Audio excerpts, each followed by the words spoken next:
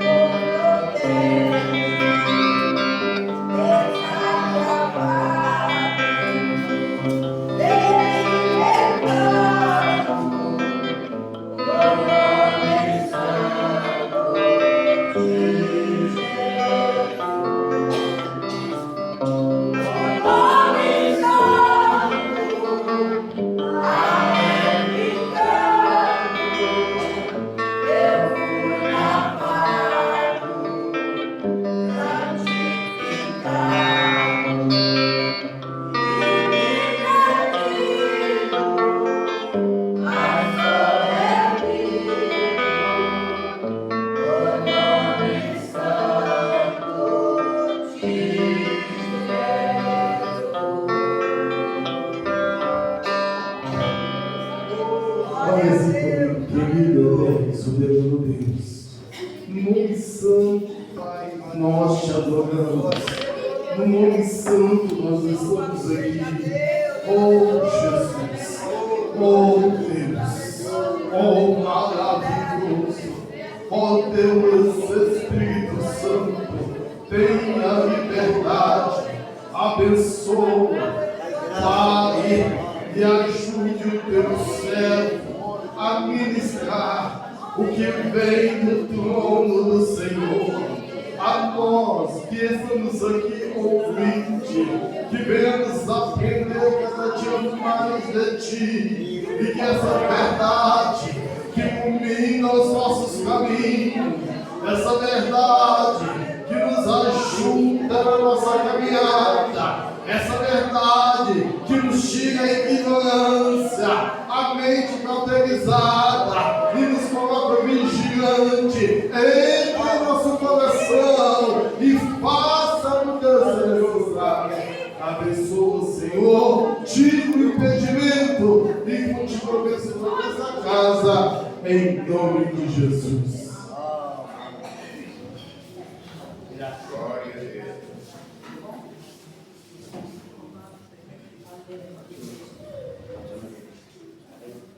Glória a Deus. Irmãos, eu vos saúdo com a palavra do Senhor. Amém. Glória a Deus.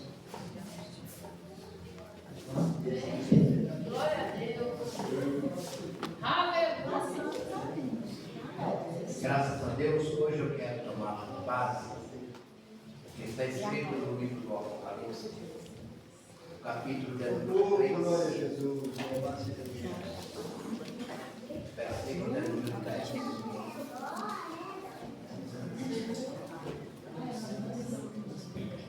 Glória a Deus.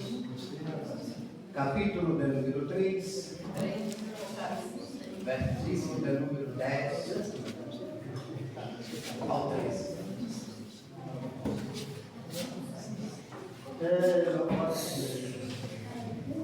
Glória a Deus. Diz assim: encontraram mesmo? Diz assim: porque guardaste a palavra da minha perseverança, também eu te guardarei da hora da provação que há de vir sobre o mundo inteiro, para experimentar os que habitam sobre a terra. Venho sem demora, guarde o que tens, para que ninguém tome a tua coroa. Ao vencedor, falo-ei coluna do santuário de meu Deus, e dali jamais sairá. Gravarei também sobre ele o nome do meu Deus, o nome da cidade do meu Deus, a nova Jerusalém, que desce do céu, vinda da parte do meu Deus e o meu novo nome. Quem tem ouvidos, ouça o que o Espírito diz às igrejas. Amém? Pode assentar. Glória a Deus.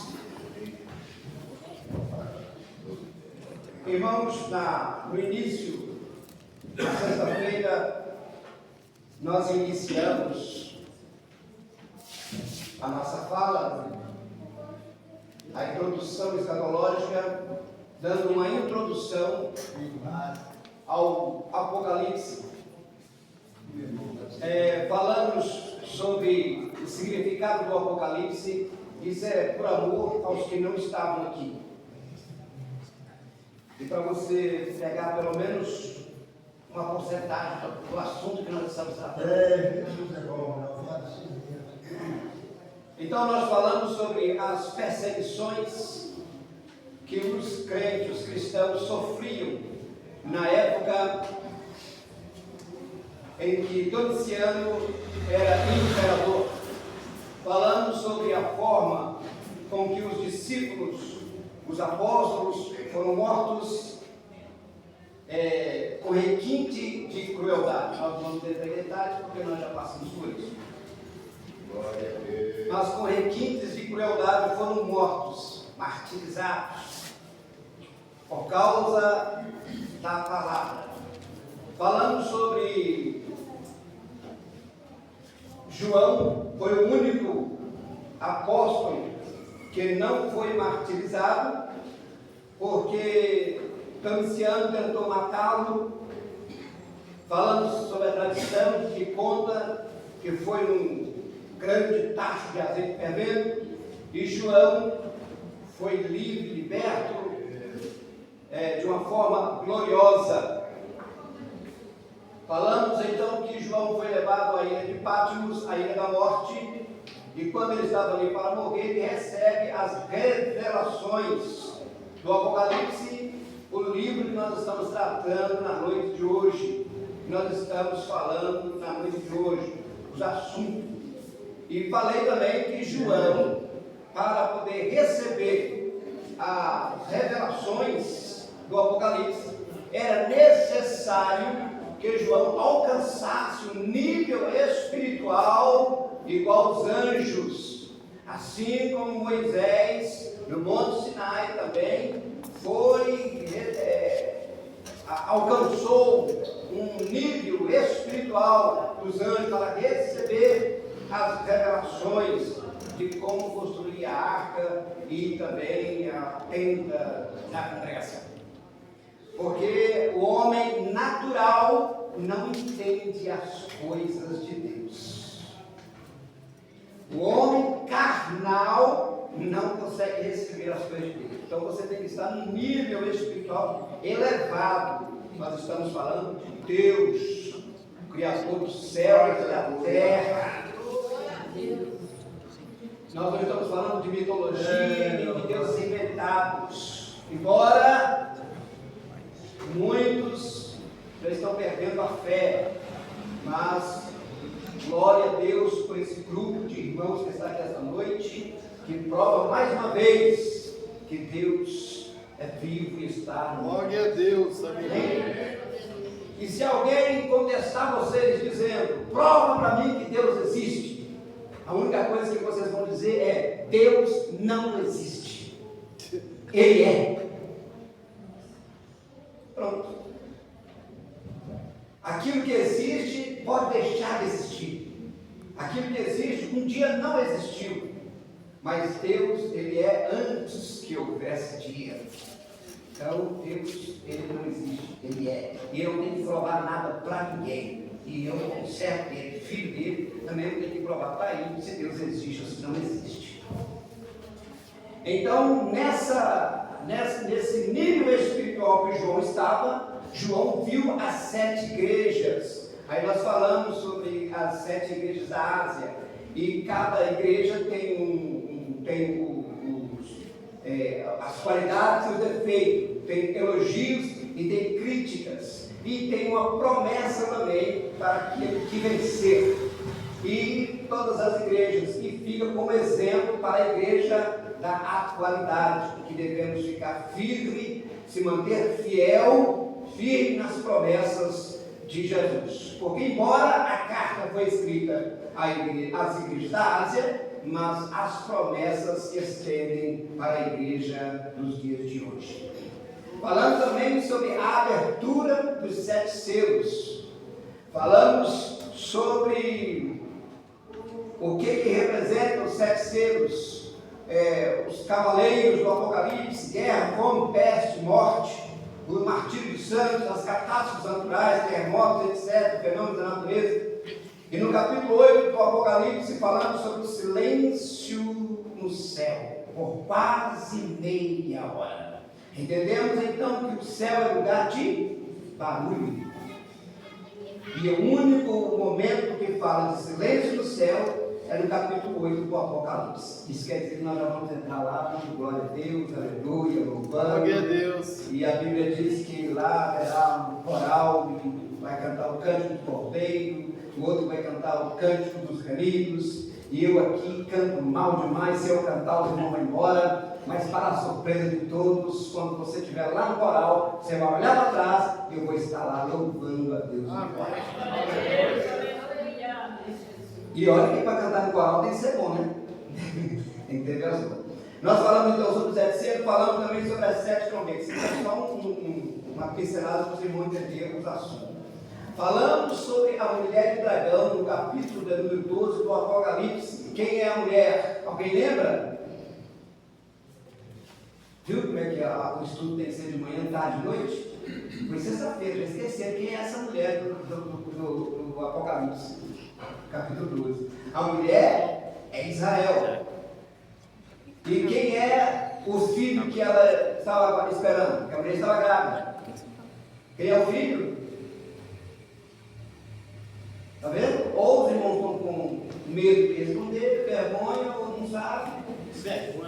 Vergonha, eu prefiro entender que é vergonha. Ou então, o abençoado tem 200 anos que ele está na escola dominical, aí você pergunta, e aí, irmão, o que você aprendeu hoje? Não, irmão, eu prefiro ficar só para mim mesmo. Aí é o que o irmão falou, e é isso mesmo. Não, querido, pode expressar a sua opinião, pode falar, porque lá fora não deve estar a razão da sua fé, e é o que você aprendeu aqui. Então, a mulher é Israel, o filho é Jesus. E quem é o dragão do capítulo 12 do Apocalipse? Quem é o dragão? Nós vamos ter que repetir isso tudinho, viu, pastor Jean? Quando acabar, nós vamos voltar tudo novamente. Quem? Quem falou aí? Quem respondeu? Ouviu alguém falando? O dragão é Satanás. E nós paramos nas 2 bestas. Quem é a primeira besta que emerge do mar? Se o professor é ruim, quem é a besta do Apocalipse? São 2 bestas. A primeira besta é o anticristo.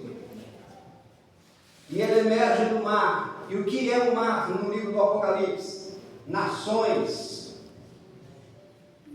E a segunda besta, que emerge da terra, quem é a segunda besta? O falso profeta. E as 2 bestas são o quê? Símbolos de poder e oposição a Deus. E a primeira besta emerge do mar, simbolizando a origem do mal e da desordem. Tem 7 cabeças, 10 chifres. Falei também dessas cabeças e desses chifres, representando a plenitude do poder e da autoridade satânica. E eu disse para os irmãos que assim como existe, como veio a Trindade Santa. Qual é a Trindade Santa?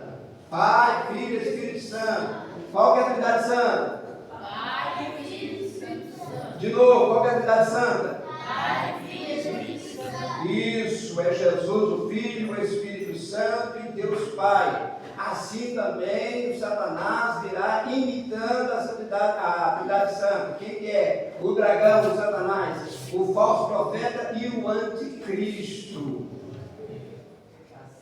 Certo? Então, e falei também que essa primeira besta, que é o anticristo, é adorada pelas pessoas que não têm o nome escrito no livro da vida. Isso aí. As pessoas que não têm o nome escrito no livro da vida é que vão adorar a besta. Aí falei sobre, e representa o anticristo, um poder que se opõe a Deus e busca dominar o mundo. Na realidade, o trabalho do anticristo vai ser dominar o mundo, pelo menos enquanto ele estiver aqui. A sua missão é essa. E a segunda besta que emerge da terra, simbolizando a origem da falsa profecia e da sedução. Tem 2 chifres semelhantes ao do cordeiro, mas fala como o dragão. Realiza grandes sinais e maravilhas e milagres, enquanto as pessoas se fazendo com que adorem a primeira besta. Qual é o trabalho da primeira besta? Qual é o trabalho do falso profeta? Fazer com que as pessoas adorem E olha aí, falei também que não vai ser difícil. Nós falamos da facilidade, que vai ser das pessoas receberem o anticristo, receber o governo do anticristo, receber a marca da besta, acompanhar a besta, seguir a besta, fazer tudo que ela manda, tudo que ela faz. Essa besta não é um animal, é uma pessoa, é um homem com poder político muito elevado. Falei também que possivelmente ele já pode ter nascido, porque assim como Jesus nasceu e foi o culto, quem sabia do nascimento de Jesus? Anunciou os magos. Jesus anunciou os magos, Deus e os anjos que vieram cantar no nascimento de Jesus. Maria, José. Aí depois, para onde que Jesus foi? Foi para o Egito. E depois, quando foi que Jesus apareceu de novo? Quando ele tinha 12 anos de idade. Ninguém ouviu falar de Jesus durante 12 anos. Jesus aparece aonde? Lá no templo em Jerusalém, no meio dos doutores. Depois daquele episódio, quando é que Jesus aparece outra vez? Vai aparecer com quase 29, quase 30 anos, 29 anos e meio no Rio Jordão. Aí exerce o ministério de 3 anos e meio, 3 anos e morreu. Ressuscitou ao terceiro dia, enviou o Consolador e está aqui conosco através do Espírito Santo. Glória a Deus. Então, assim como foi Jesus e como Satanás também vai imitá-lo, pode ser, eu estou afirmando, pode ser que o anticristo já tenha nascido e esteja em algum lugar. E quando é que ele vai se manifestar? Olha aqui, ó, você dá uma glória a Deus. É um escudo, mas você pode dar uma glória a Deus. Quando é que o anticristo vai se manifestar? Quando a igreja for embora. E olha aqui, se a igreja for embora hoje meia-noite, amanhã de manhã o anticristo faz o primeiro discurso. Mas nós não vamos estar aqui para ver, daí não. Glória a Deus. Aleluia. Então você já leu na Bíblia que ela tem o poder de descer fogo do céu na presença dos homens. Isso aqui não é fogo literal, não é esse fogo que se acende o fogão da sua casa. É fogo, está falando de milagres, poder, maravilha, coisas extraordinárias que seus olhos nunca viram.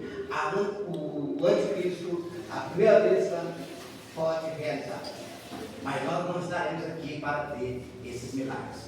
Eu vou, no decorrer da minha fala, se não for hoje, mas dependendo da próxima oportunidade, eu vou falar para vocês aonde nós vamos estar. Muito bem, juntos as duas bestas representam a Trindade satânica, que se opõe à Trindade divina, Pai, Filho e Espírito Santo. Eles são vistos como símbolo do mal e da oposição a Deus.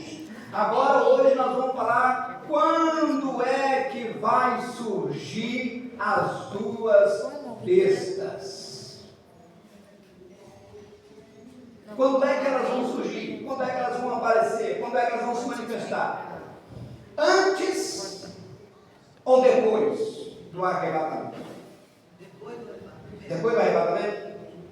Aí agora vai entrar a questão seguinte, sobre a visão pré-tribulacionista, a visão pós-tribulacionista e a visão midi-tribulacionista. Como nós somos seres humanos e nós mudamos de opiniões, mudamos de pensamentos, mudamos de atitude, sempre eu vou voltar a fazer a mesma pergunta.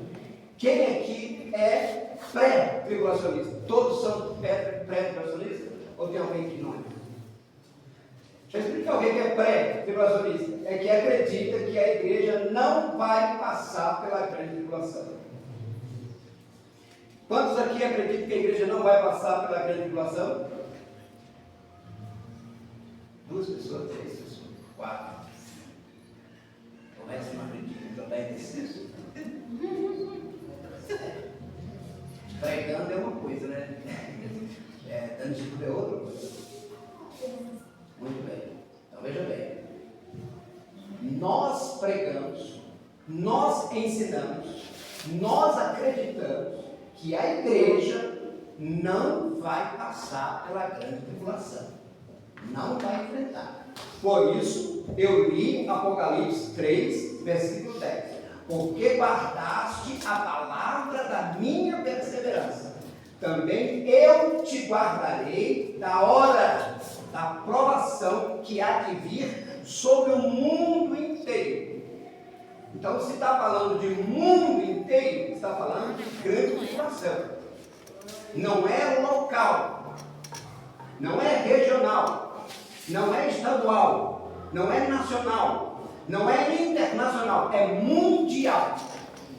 O texto está dizendo que também eu te guardarei da hora, não é na hora. Guardar na hora é uma coisa, guardar da hora é outra coisa. Guardar da hora é tirar você e deixar acontecer lá. Agora, na hora é você lá e ele está te guardando. Mas você está vendo que está passando por tudo. Agora, da hora é tirar você de lá no meio da confusão. Ninguém te vê, ninguém sabe onde você está, mas você está guardado. Isso é da hora. Então, o que Deus está falando aqui, através da palavra, no capítulo, versículo número 10, é: porque guardaste a palavra da minha perseverança, também eu te guardarei da hora da provação que há de vir sobre o mundo inteiro, para experimentar os que habitam sobre a terra. Então, está falando do mundial. Isso aqui é provação. Então, os pós-tribulacionistas são aqueles que acreditam que a igreja será arrebatada depois da grande tribulação. Ou seja, eles acreditam que vão passar pela grande tribulação para depois serem arrebatados. Na verdade, que nós já estamos passando para eles, nós já estamos passando pela grande tribulação. Para a visão dos pós-tribulacionistas, nós já estamos passando. Mas o que nós estamos passando, enfrentando, ou vendo, ou tendo notícias, ou noticiando, é o princípio de dores. Eu vou mostrar para vocês agora o que é grande tribulação. Abra sua Bíblia no capítulo 16 do livro do Apocalipse.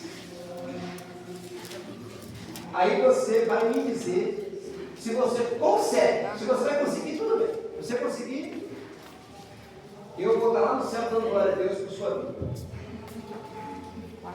Abriu aí? Achou aí? Amém ou não amém? Amém. Olha o que ele está dizendo, ó. Ouve, vinda do santuário, uma grande voz, dizendo aos 7 anjos: ide, derramai pela terra as 7 taças da cólera de Deus. Tem tradução que fala ira de Deus. Saiu, pois, o primeiro anjo e derramou a sua taça pela terra, e aos homens portadores da marca da besta e adoradores da sua imagem sobrevieram úlceras malignas e perniciosas. Derramou o segundo anjo a sua taça no mar, e este mar se tornou em sangue como de morto, e morreu todo ser vivente que havia no mar. Derramou o terceiro anjo a sua taça nos rios e nas fontes das águas, e se tornaram em sangue. Então ouvi o anjo das águas dizendo: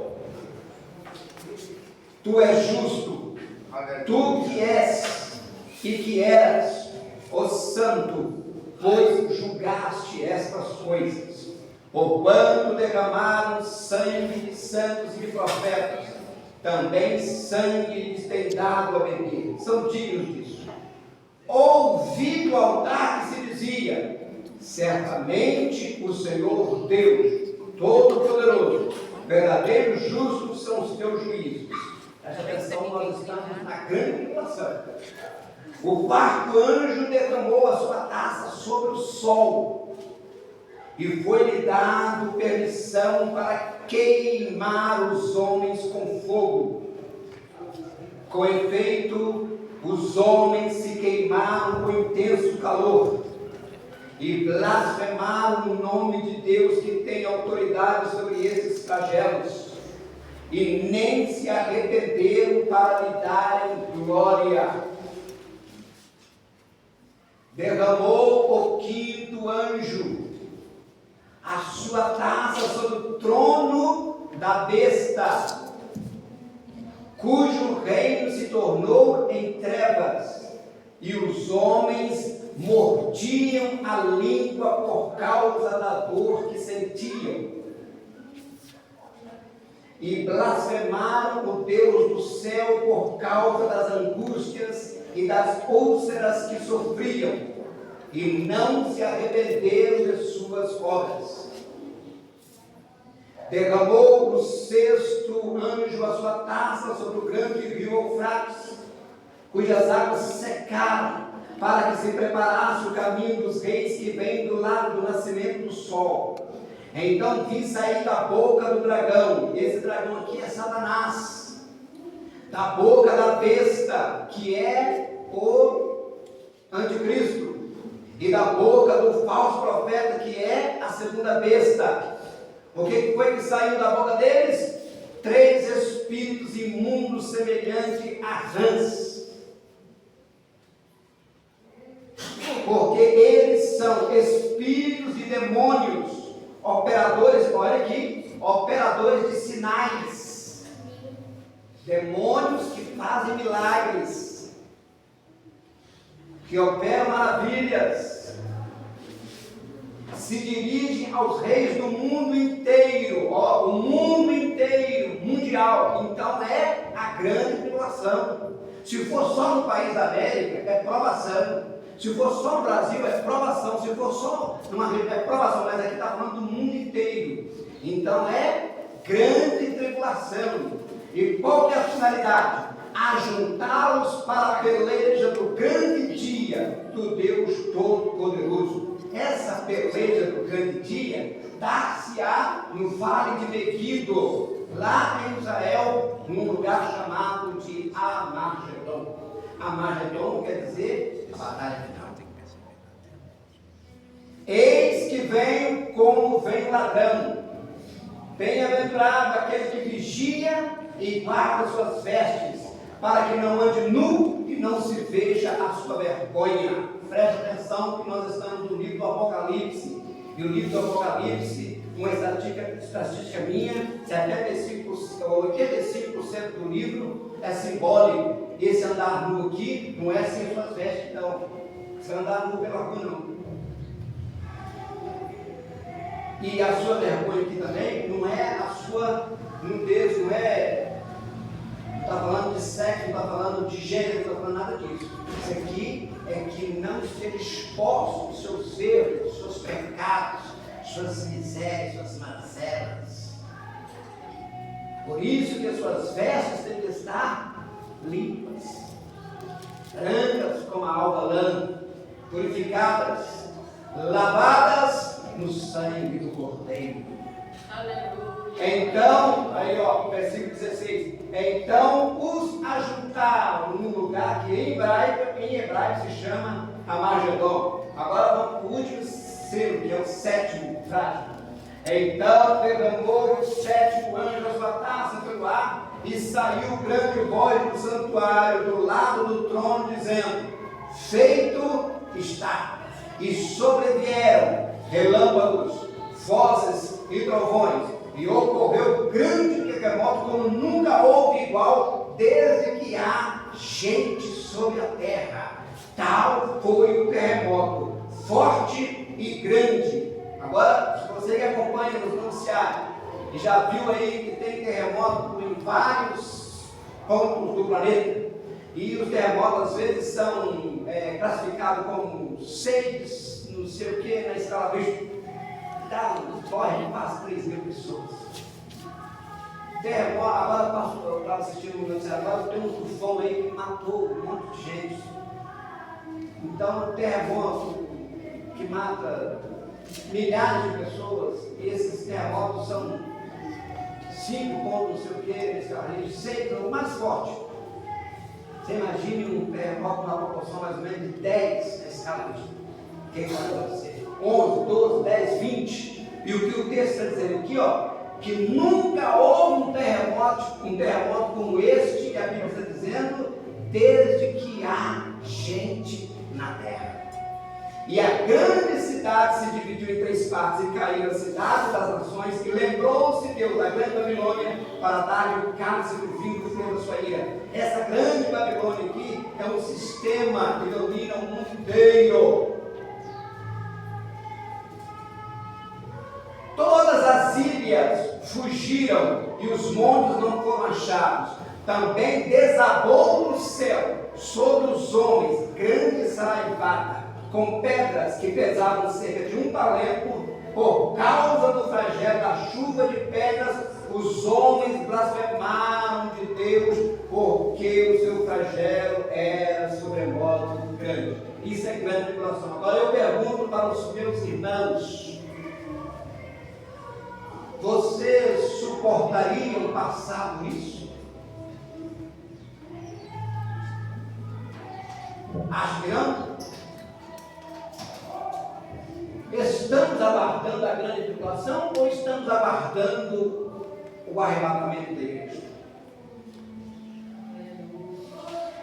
Aí você vai ver, eu volto aí. Se o início da dor já está todo mundo querendo desistir, imagina a tribulação em si. Você imagina o terremoto, irmão. Eu tenho medo de relâmpago. Quando dá relâmpago, eu já tremo as bases. O trovão acontece lá no terceiro céu. A janela da minha casa treme. Eu já penso que Jesus não está. Você não tem nem o que falar. Um relâmpago é mais de 500 mil volts de energia. Não dá tempo de se falar. Ô Paulo, Sim. esse dia a terra tremeu lá em Esmeralda, a sobrinha de Salvador ficou morrendo de medo. Ué, eu moro. Ela mandou no celular quanto que tremeu, quando mandou pro grupo lá na Bahia, eu entendo esse negócio, eu entendo. Acabou direitinho quanto que tremeu. Isso, quando eu morei no Jardim Teresópolis, no Betinho, deu um tremor lá uma vez, mas pensa uma explosão debaixo da terra, Jesus amado. O que é isso? Aí eu olhei para o céu para ver se o céu ia abrir, se Jesus ia vir. Porque você imagina um terremoto. Então, os nossos irmãos pós-tribulacionistas, eles acreditam que o arrebatamento vai ocorrer após a tribulação. Aí depois as duas bênçãos vão surgir durante a tribulação. E segundo essa visão, os cristãos sofrerão perseguição e martírio durante a tribulação, e o arrebatamento ocorrerá após a manifestação das bestas. Isso na visão deles. Na nossa visão, nós ficamos com o Apocalipse. Que o livro do Apocalipse é o seguinte: no início, você lê e vê a igreja. No meio do livro do Apocalipse está Israel, os judeus. No final do livro do Apocalipse está os gentios. Agora veja bem, no livro do Apocalipse a igreja aparece até o 4º capítulo. Do capítulo de número 4 ao capítulo de número 22 do Apocalipse, você não vê mais a igreja. Por quê? Ela foi arrebatada. Glória a Deus. Aleluia, Jesus. Ela não está mais no céu, na terra. Então, agora veja bem, já está difícil. Eu expliquei aqui, eu falei para os irmãos, parece até uma forma de brincadeira, mas é sério, que todo dia eu mato um leão, e haja leão para matar, então eu acabo de matar um leão, já tem outro rugindo. Aí você imagina a grande tribulação? Que se não receber a marca da besta na palma da mão ou na sua fronte, você não entra, você não sai, você não compra, você não vende, tem as perseguições. E aí, então? Santo estará na terra? Há os que dizem que o Espírito Santo não estará na terra. Eu acredito que não exista um lugar em que o Espírito Santo não esteja. Porém, as suas atuações podem cessar. Não está na Bíblia, isso é um pensamento meu. Como que as pessoas vão ser salvas na grande tribulação? Porque tem uma pergunta: haverá salvação na grande tribulação? Não. Como que as pessoas vão ser salvas? Através do conhecimento. Por isso se faz justo a gente conhecer. Não estou dizendo que alguém aqui vai ficar, não. Se porventura que fique, você conhece a palavra, você ouviu,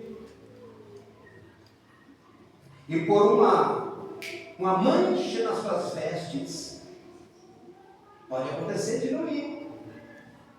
Aí nós temos os desavisados, né? Que dizem assim: se eu for na primeira ou na segunda. Não funciona assim.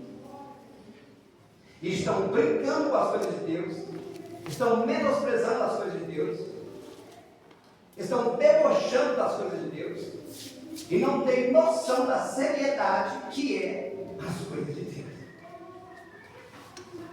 Então, eu tenho 5 minutos para fechar a primeira parte. Vamos ver que há os que dizem que nós vamos passar pela grande tribulação. Mateus capítulo 24, versículo 15 ao 21. Depois Marcos 13, 19 e 20.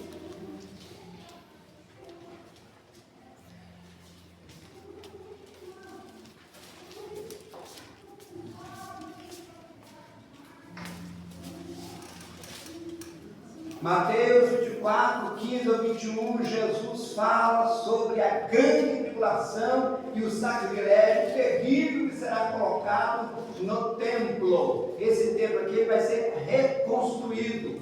O templo foi construído por Salomão, lembra?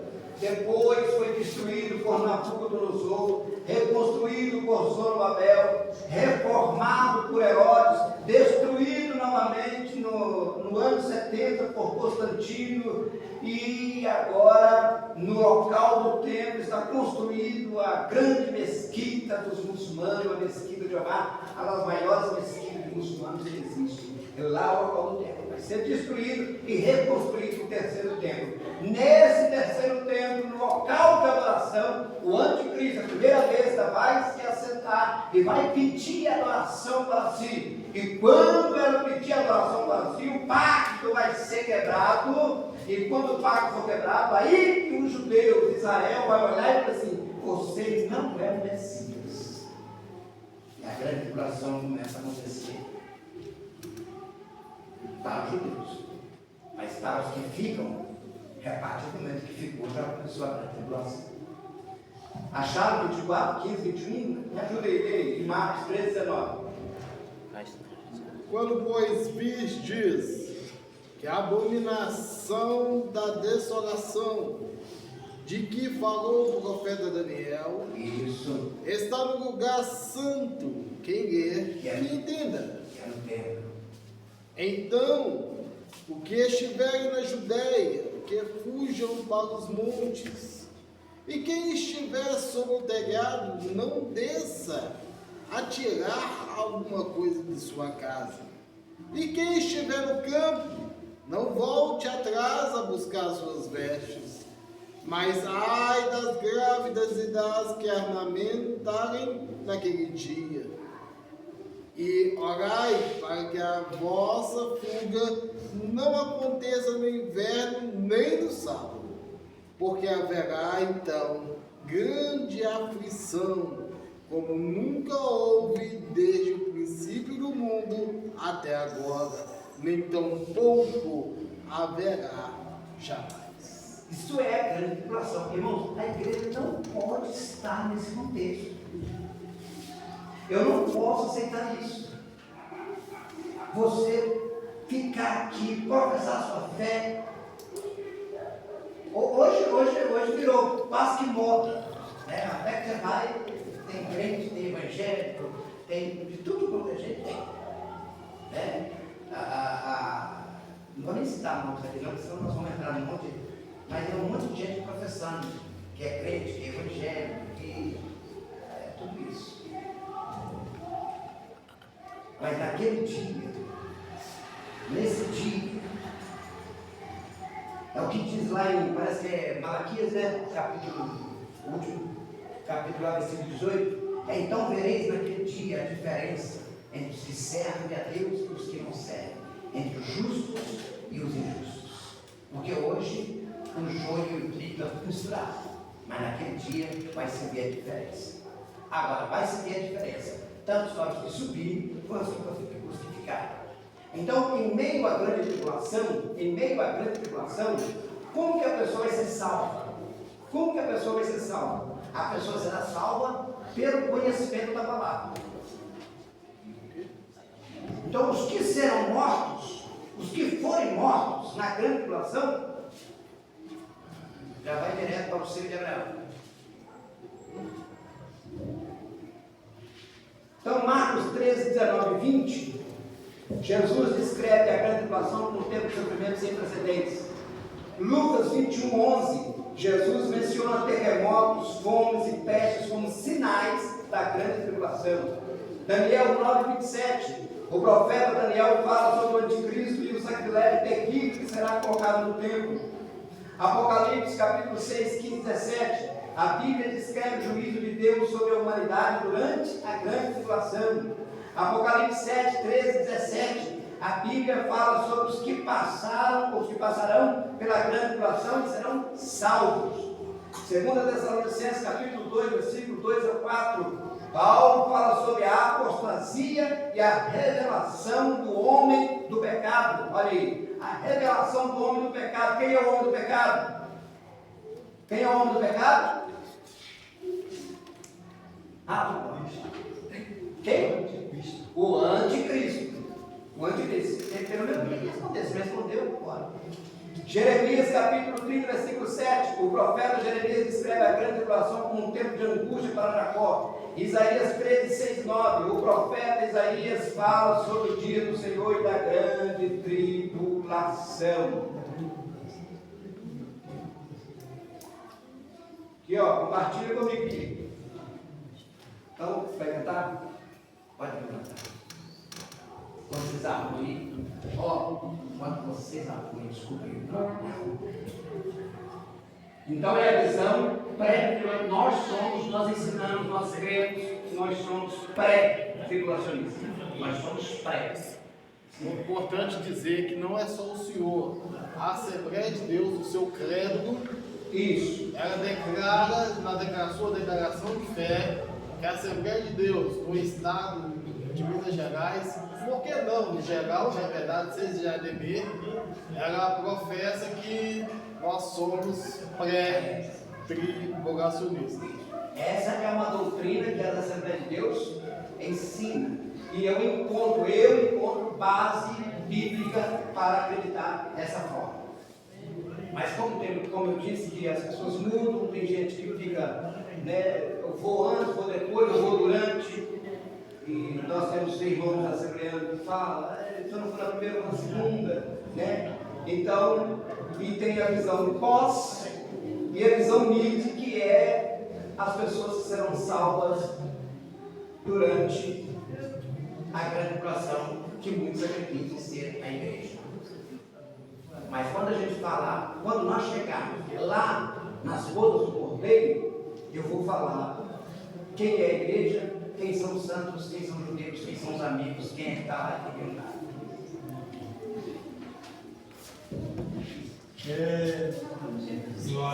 Acabou ou não? Daqui a pouco eu falo.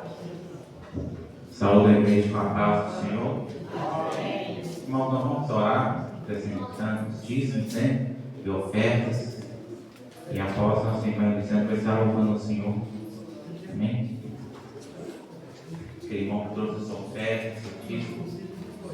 Pegue agora e apresente ao Senhor. Amém? Pai Santo e Eterno, que estamos diante de Ti, Senhor, nesse momento, ó Pai, maravilhoso, que temos tirado para aprender com o Senhor. Ó Pai, que o Senhor continue usando o Teu servo da forma como o Senhor tem usado, de forma tão maravilhosa, Pai, para ensinar a nós. Senhor, eu peço, Senhor, agora, Pai, coloque cada ofertante, cada dizimista nas Tuas mãos, que o Senhor possa estar honrando, ó Pai, a fé, ó Pai, que cada um, ó Pai, entrega ao Senhor e louva o Senhor com seus dízimos dessa oferta. Possa estar repreendendo o devorador, o tocador, toda e qualquer ação, ó Pai, da parte do inimigo que possa cair por terra, Senhor. Que o Senhor possa abrir as portas também para aqueles que estão desempregados, Senhor. Para que eles possam também, ó Pai, contribuir, ó Pai, com alegria aqui, em nome de Jesus. Amém.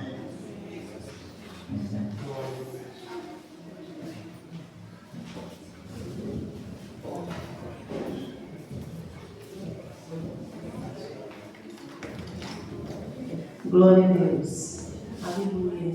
Eu cumprimento a igreja da paz do Senhor. Amém. Amém. Glória a Deus.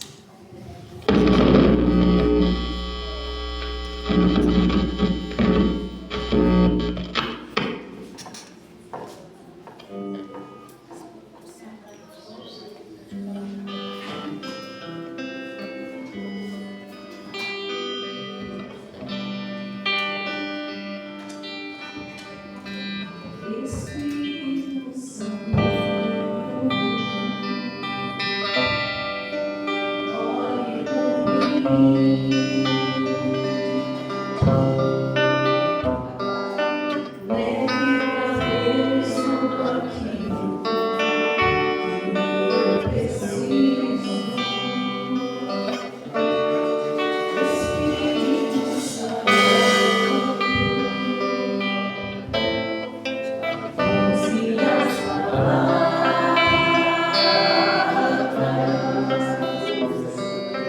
que eu necessito.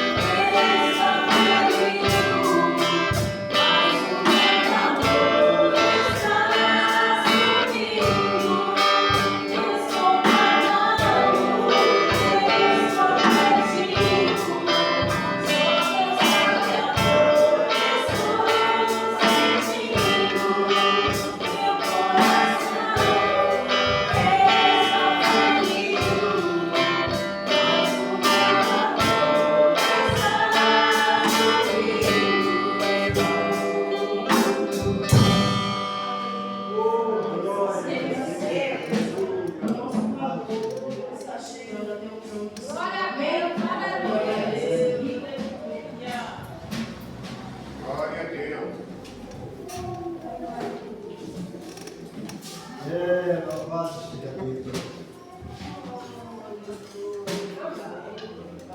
Bom, irmãos, dentro do assunto, se vocês lembrarem de alguma coisa, tiver alguma pergunta, fique à vontade. Se eu não souber responder, o pastor João está aqui para nos auxiliar. Se juntos nós não tivermos a resposta, semana que vem a gente traz a resposta. Mas agora nós vamos falar então sobre o juízo final. Finalmente, João, ele descreve o julgamento final, onde Deus julga todos os seres humanos com base em suas obras. Os justos são recompensados, enquanto os injustos são punidos. Acontece que, quando os justos são recompensados, aí já não é o juízo final. Quando fala que os injustos serão punidos, aí já é o juízo final. E eu explico. Abre aí a sua Bíblia. 2 Coríntios, capítulo 10, versículo, ou melhor, capítulo 5, versículo 10.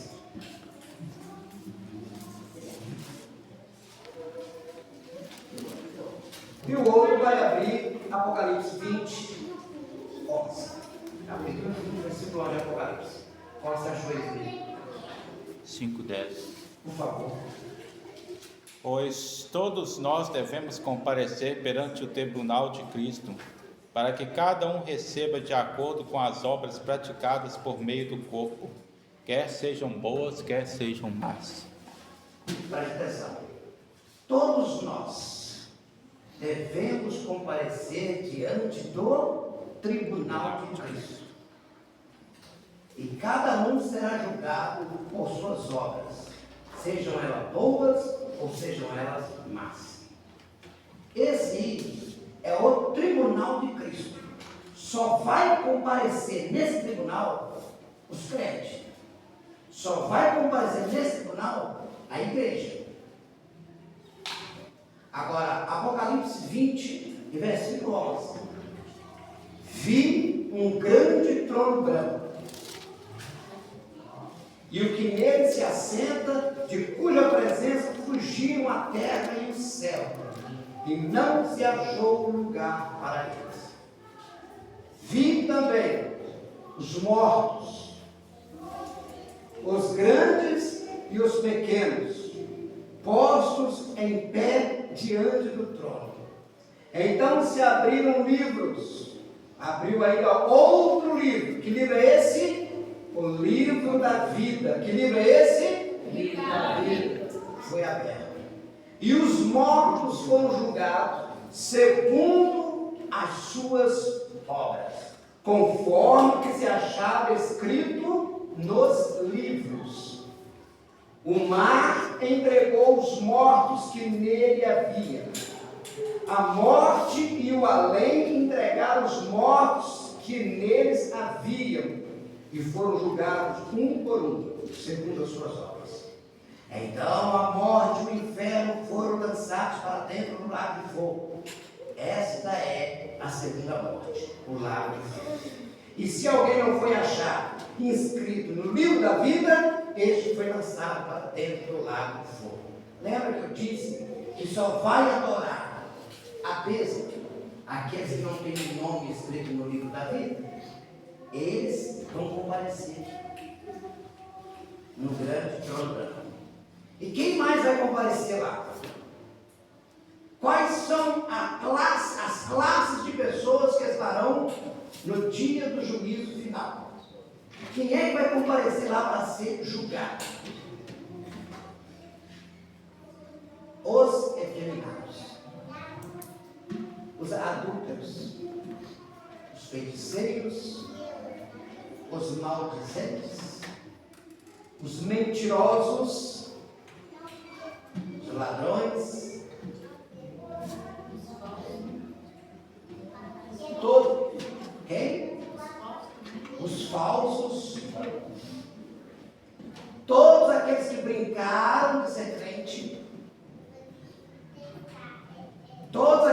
tinha uma vida dúbia. O que é vida dúbia? Aqui é santo, lá fora é profano. Porque Deus está vendo todas as coisas. Então todos esses vão comparecer aqui no grande trono branco. E olha o que mais que ele falou ali, ó. Os mortos, os grandes e os pequenos, vai estar lá para ser julgado. Os tímidos e os incrédulos. Obrigado, meu querido, eu queria lembrar. Os tímidos, os incrédulos, abomináveis, os abomináveis, homicidas, os homicídios, aqui está assassino, mas é a mesma coisa. Fornicadores, Aos impuros, que é a mesma coisa. Feiticeiros, acabei de falar. Aos idólatras, mentirosos, os mentirosos. Qual que é a recompensa deles, pastor? Será lugar que arde com fogo e enxofre, o que é a segunda morte. Preste bem atenção. Existem 3 tipos de morte. Existe a morte física. Existe a morte espiritual. E existe a morte eterna. A morte física tem jeito para ela. Jesus ressuscitou Lázaro. Jesus ressuscitou o filho da viúva. Jesus ressuscitou a filha de Jairo. E até hoje você ouve testemunho de pessoas que morreram e foram ressuscitadas. Então existe jeito para a morte física. Existe jeito para a morte espiritual. Quem morre espiritualmente é aquele que um dia conheceu a palavra de Deus e abandonou. Mas ele pode reencontrar novamente com Jesus, ou Jesus reencontrá-lo. Ele pode voltar atrás, como a parábola do filho pródigo, lembra? Saiu da casa do pai, abandonou tudo na casa do pai e foi viver uma vida dissoluta, sem a presença do pai. Mas lá no meio da onde ele vivia, ele caiu em si: vou voltar para a casa do pai. E qual foi a palavra que o pai falou para ele? Este é meu filho. Ele estava perdido, mas foi achado. Ou seja, ele estava morto, mas ele reviveu. Glória a Deus. Agora, não tem jeito para vir para a morte eterna. Isso aqui é morte eterna. No juízo final, os que estiverem lá vão ser lançados no lago de fogo, que é a segunda morte. Aí acabou. E quem vai ser o companheiro das pessoas lá? O inferno, o dragão, o falso profeta,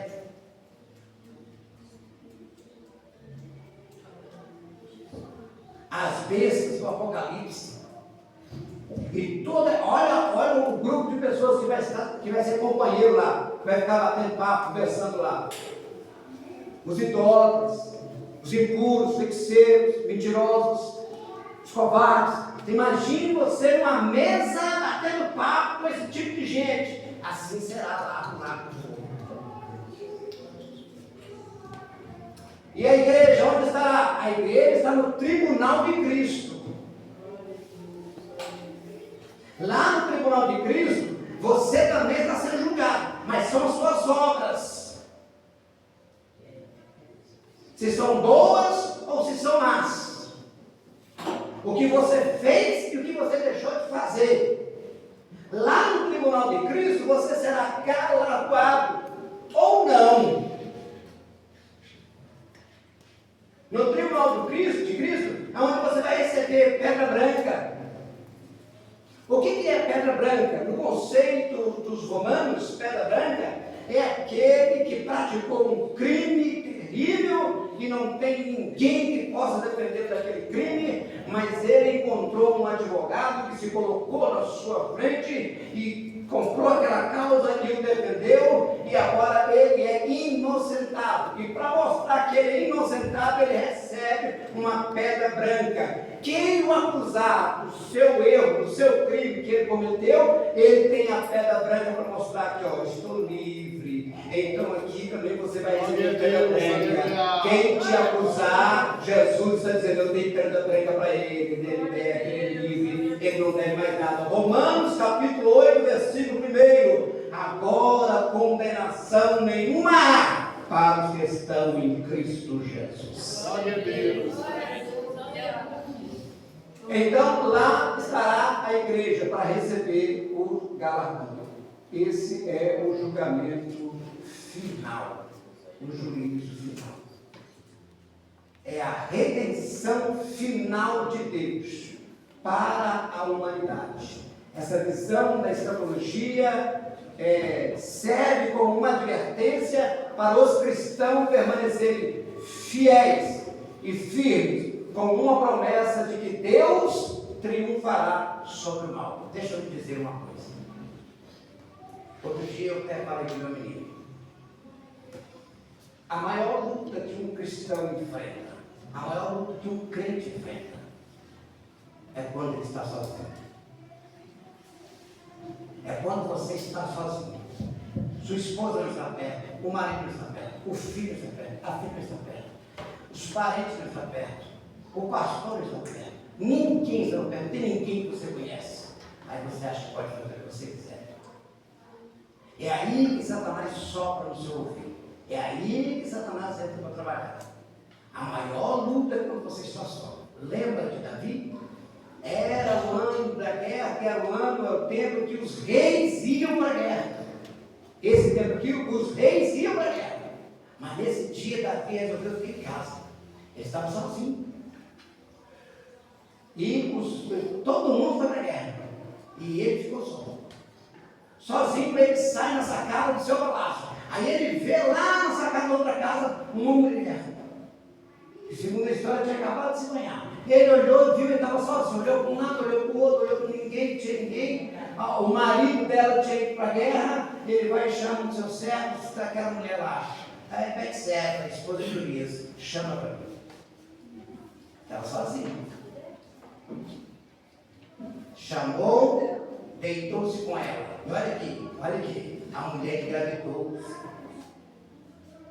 Sabendo disso, Urias, quando volta da guerra, ele veio passar um tempo ali, foi chamado. Davi, olha a artimanha, Davi faz de tudo para que Urias entrasse e passasse a noite com a esposa. Que aí a gravidez seria dele.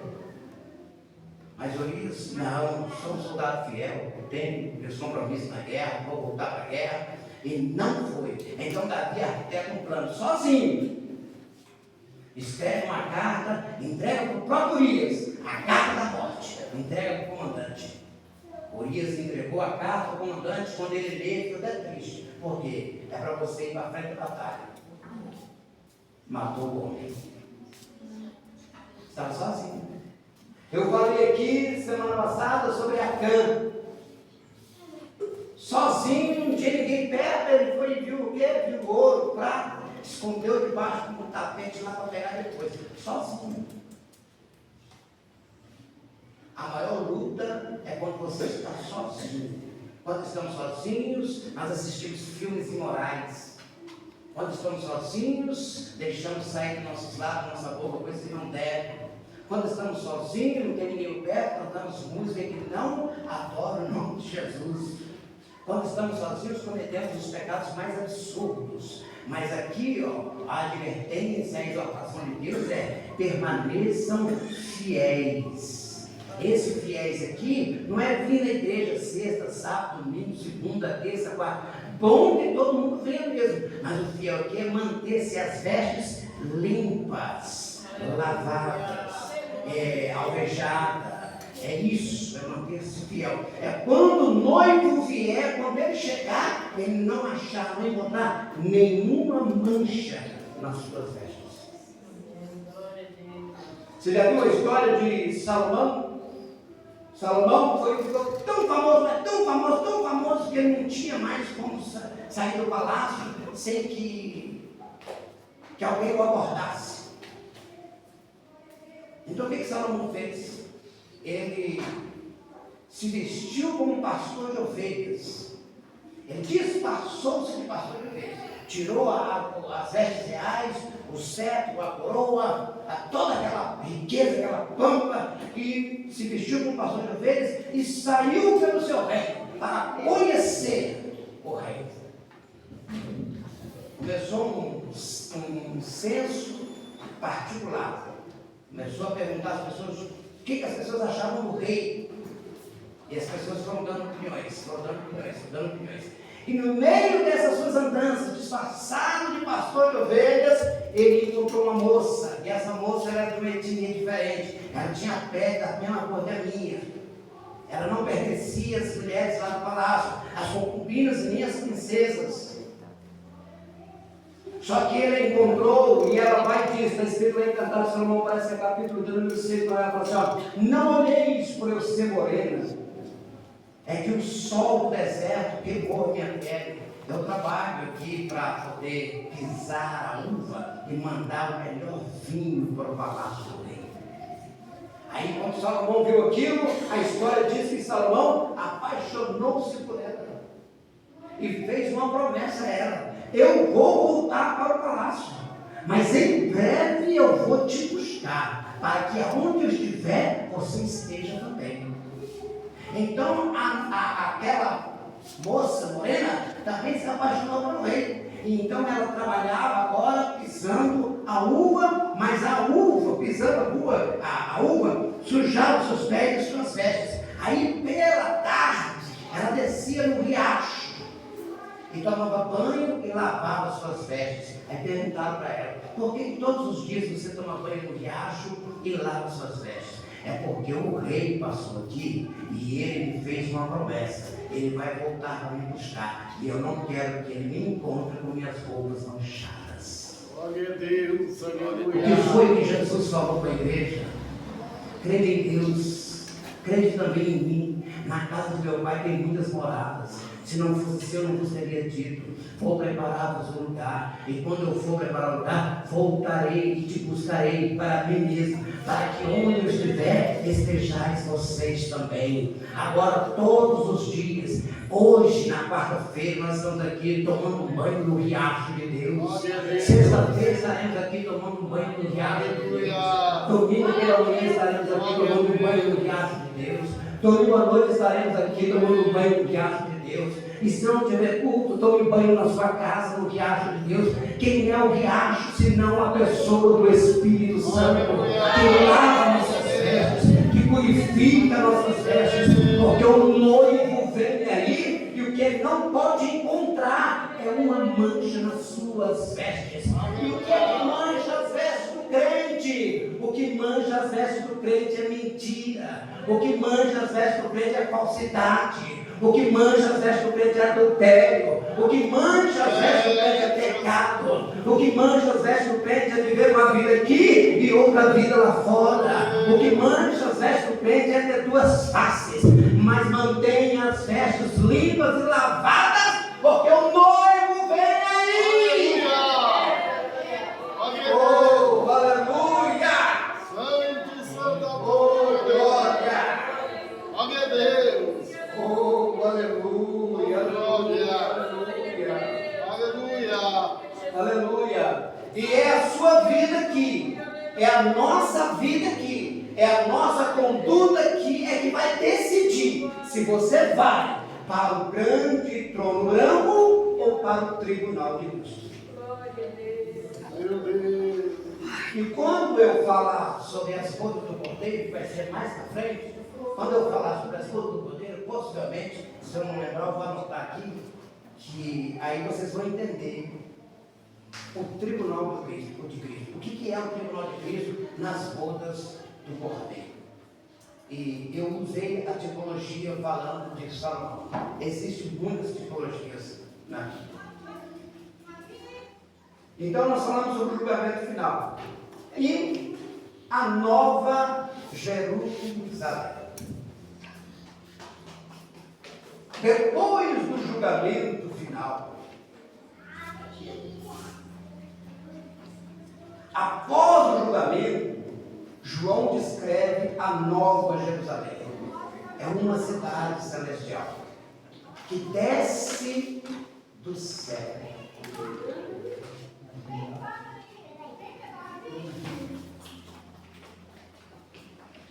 A Nova Jerusalém é a cidade santa. É um conceito bíblico que representa a cidade eterna e santa, lá da noiva do Cordeiro. Presta atenção. Hoje somos noiva, mas após o arrebatamento seremos esposa. Então, a cidade santa, a Nova Jerusalém, é o lar aonde a esposa estará com o Cordeiro para todos. Glória a Deus, aleluia. Simbolizando a união perfeita entre Deus e os redimidos. Em Apocalipse 21, 22. Nela, na cidade, não vi santuário, porque o seu santuário é o Senhor, o Deus Todo-Poderoso e o Cordeiro. A cidade não precisa nem do sol, nem da lua para lhe dar claridade. Sabe por quê, irmãos? Porque a glória de Deus a iluminou e o Cordeiro é a sua lâmpada. Você já observou lá no Gênesis, logo no início do Gênesis, talvez as pessoas passem assim, percebe? Parece que o sol foi criado, acho que é no quarto dia. Parece que o sol foi criado no quarto dia. Dá uma ferida para nós aí, por gentileza.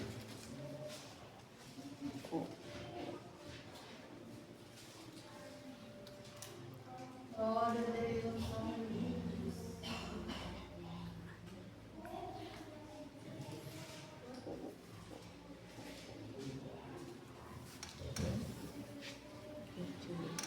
É isso mesmo. Não é isso? No quarto dia?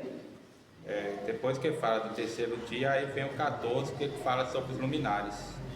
Isso. Os luminares aí é o sol e a lua. Olha aqui para mim. O que clareia o dia? O sol. O que clareia a noite? A lua. E aí a gente tem a ajuda também das estrelas que ficam brilhando. Só que lá na Nova Jerusalém, na cidade aonde nós vamos morar, não tem sol, não tem lua, porque é o próprio Deus, é a sua glória que vai clarear a cidade. Meu Deus. Agora veja que interessante, veja que interessante. Se Deus fez os luminares no quarto dia, quer dizer então que no primeiro, segundo, terceiro dia estavam em trevas? Veja o que diz logo no primeiro capítulo. No princípio, no início de todas as coisas, Deus criou os céus e a terra. Aí o que diz o versículo 2? A terra, porém, estava sem forma e vazia. Havia trevas sobre a face do abismo, e o Espírito de Deus pairava por sobre as águas. Aí o que Deus faz? Disse Deus: haja luz. Essa luz emanou dele. Quando ele disse: haja luz, não tinha sol e não tinha lua. É essa luz, é essa claridade, é essa glória que nós veremos e teremos na cidade santa. É dessa aqui que a gente está falando. A Nova Jerusalém. Vamos ver a característica da Nova Jerusalém, da cidade santa. Ela é revestida da glória de Deus com um esplendor semelhante a uma pedra preciosa. Irmãos, outro dia aconteceu um fenômeno no céu. Eu até gravei, mas já tirei depois, porque fica cheio agora. O sol e a lua, né? O sol e a lua. Mas foi cedo, eu não sei se foi uns 3 horas, estava aposentado assim. mas com uma claridade tão grande que a olho nu você não consegue enxergar. Você não consegue. Já tinha falado dos noticiários que ia acontecer. É um fenômeno aí, esqueci o nome. E aí a gente subiu para a segunda parte lá de casa para a gente ver, eu, minha menina, a gente gravou, viu e tal. Gente, que coisa maravilhosa. Mas a gente não conseguia ver. Nem de óculos escuros eu estava conseguindo ver direito. O brilho que estava, parecia um... A Bíblia diz que Jesus brilha mais que o sol na sua força. Qual é o sol na sua força? Quando é meio-dia. Ele normal você não consegue olhar. Seus olhos não suportam a claridade. Você imagine a glória de Deus nessa cidade resplandecendo. Então nós, a nossa mente é muito pequena. Nós somos, deixa eu usar uma palavra para você aqui, se eu me perdoe, nós somos medíocres. Quando falamos a respeito de Deus e das suas coisas, porque vai muito mais além do que nós podemos imaginar. E aquilo que a nossa inteligência, a nossa mente humana e o mais intelectual da terra possam alcançar. É muito mais além. Porque nem Paulo, o apóstolo, conseguiu explicar. Eu acho que ele não tinha palavras para explicar o que ele viu lá. A única coisa que ele disse é: o que está lá está guardado para aqueles que Deus ama.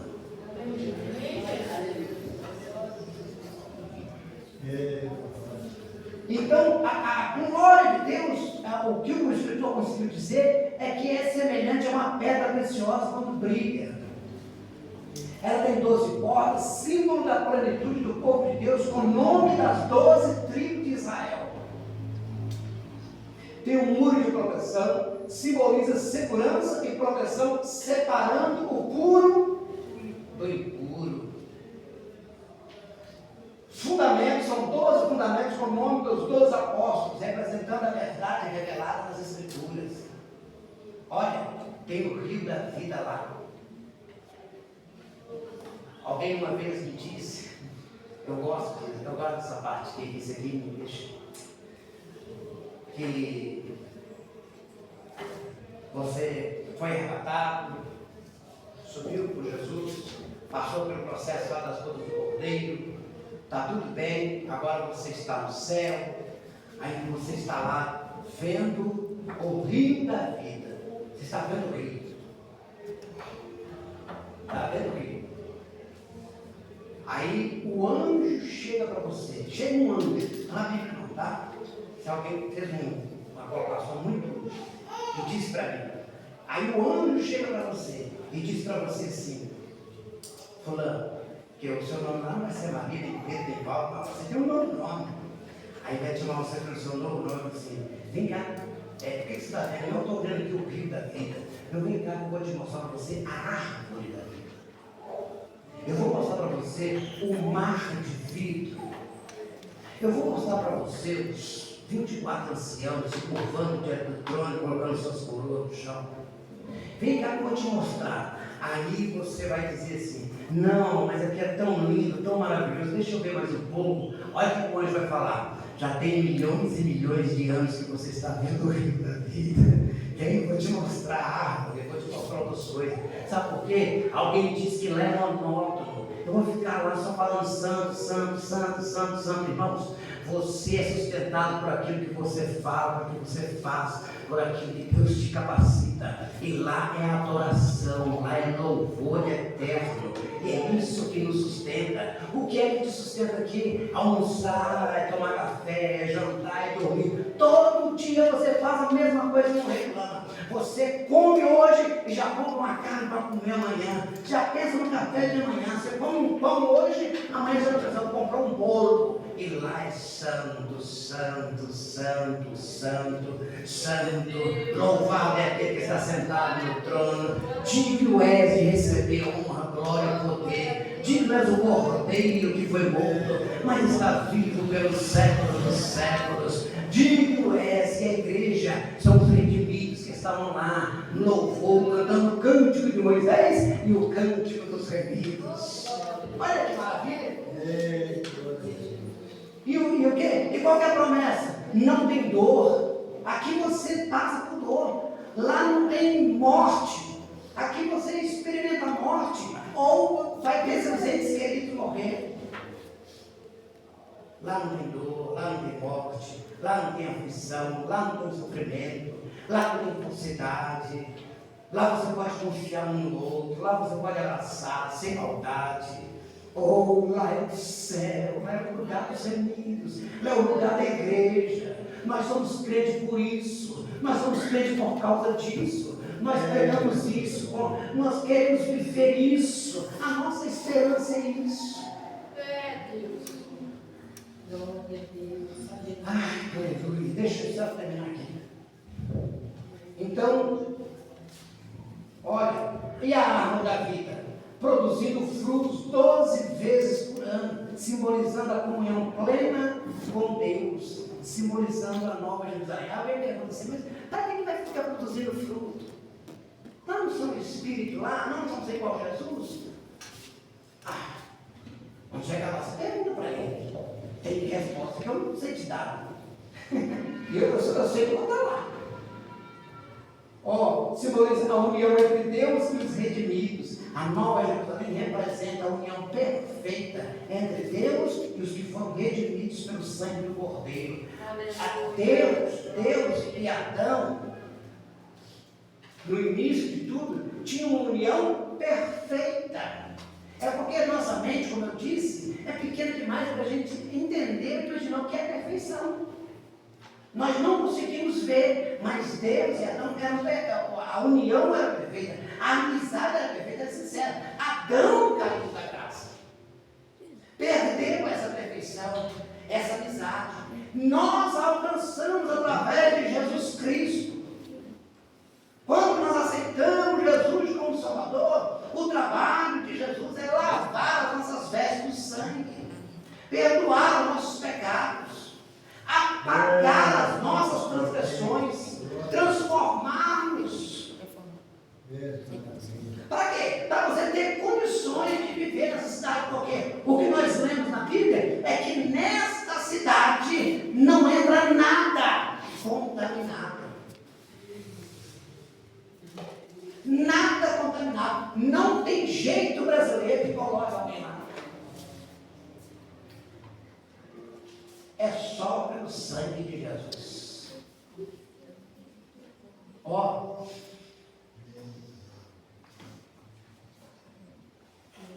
Assim como eu falei lá da morte eterna, lá é vida eterna.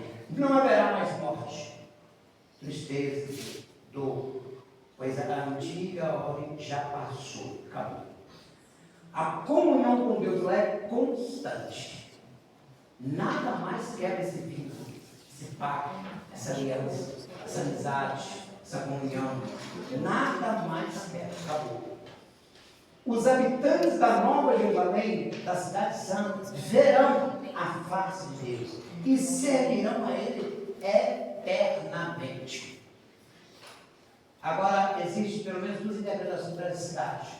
Você pode entender ela como literal, que tem suas características físicas, ou simbólica, que é uma realidade espiritual. O certo é que essa cidade é onde os crentes vão morar. Glória a Deus, aleluia. Amém, Jesus. Muito bem. Glória a Deus, aleluia. Eu só tenho 1 minuto. Na próxima, quarta-feira, na próxima quarta-feira, presta atenção. Na próxima, desculpa, sexta-feira. Hoje é quarta-feira. Sexta-feira, depois da manhã, nós vamos falar sobre vida depois da morte. Nós vamos falar sobre o estado intermediário. Aonde estão as pessoas que morreram? Subiu e desceu, está no meio, está no purgatório. Deixa eu pagar a casa. Deixa eu pagar a casa, ou eu que paguei. Não veio.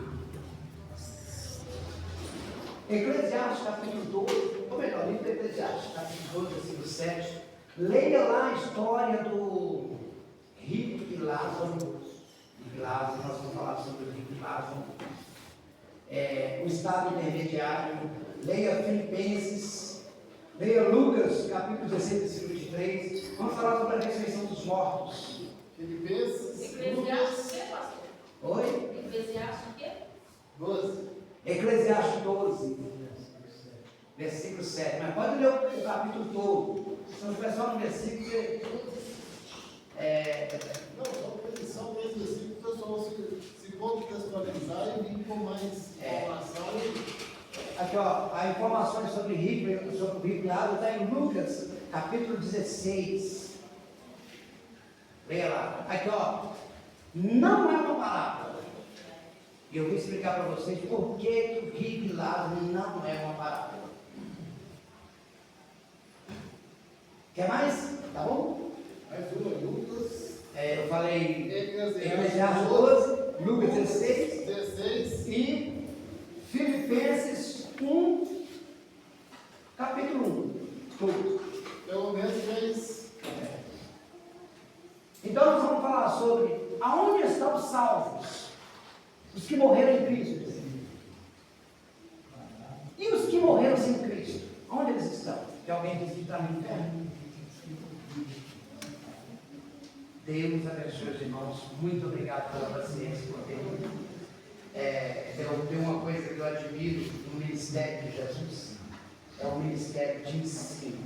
Jesus tem uma preocupação. É ensinar os seus ouvintes. Eu louvo a Deus pela vida do Senhor, pastor Diego. O professor também tem essa visão. Quer que os seus rebanhos, o seu rebanho, aprendam, saibam. Porque a Bíblia diz que o meu povo perece porque falta conhecimento. Deus abençoe.